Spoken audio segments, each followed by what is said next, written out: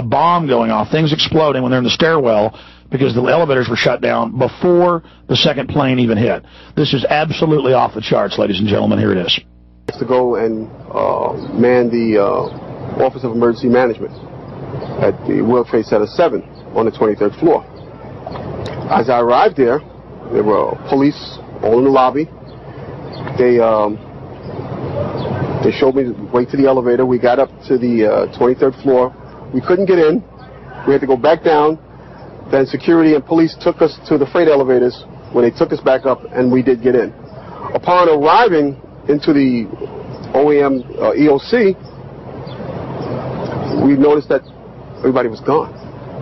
I saw coffee that was on a desk. Still, the smoke was still coming off the coffee. I saw half-eaten sandwiches.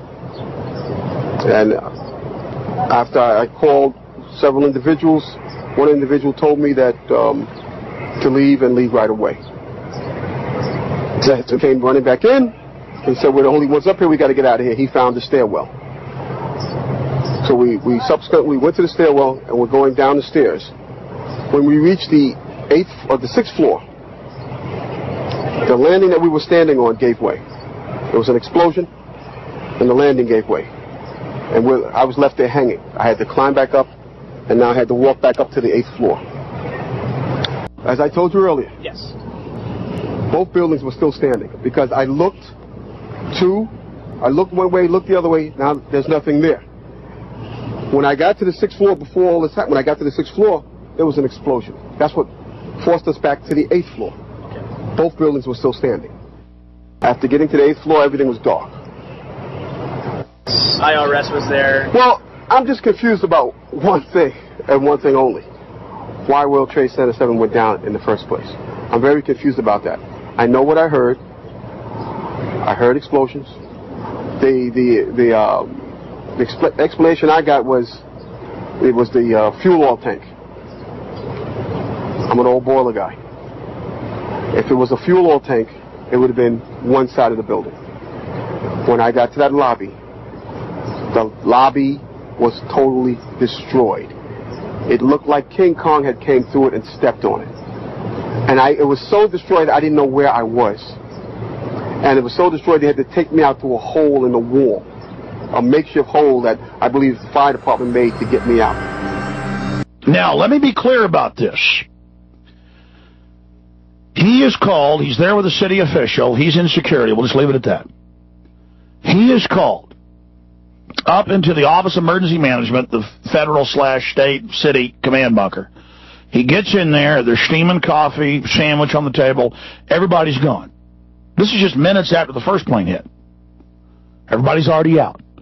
Then the elevator isn't working, it's shut down, so he starts going down the stairs, boom, there's an explosion. He gets down to the lobby, this is the part that isn't in the tape yet. They have a 20-minute interview, you've only heard a few minutes of it. There's dead people all over the place, and the firemen are saying, don't look at that. They've been told, the firemen and the police have already been told, no one's to see all these dead people. See, that's the globalists. They've already moved out with their Tripod 2 terror attack exercise at the end of the pier. Our cops listening, you know what this means. Now, we already knew much of this, but here it is. They've already moved out that morning before anything even happens. They're already out of the building, running their command center and mobile command centers for a, quote, terror attack. Remember the head of FEMA, Kennedy, who was there the night before, the regional head, said, yeah, we got there on September 10th the night before and responded that morning after the attack. They're running Tripod 2 with the city.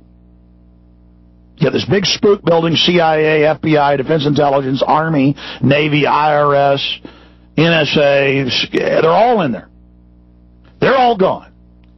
Boom, there's a huge explosion. There's dead people all over the lobby, and the cops are saying, don't look at them, because remember, they say nobody died. But then people publicly knew the name of a prominent, high-ranking Secret Service agent, and their family said, yeah, he died in the 7th. So they went, okay, there was one death. Remember, 2 years after, they said, okay, there was one death.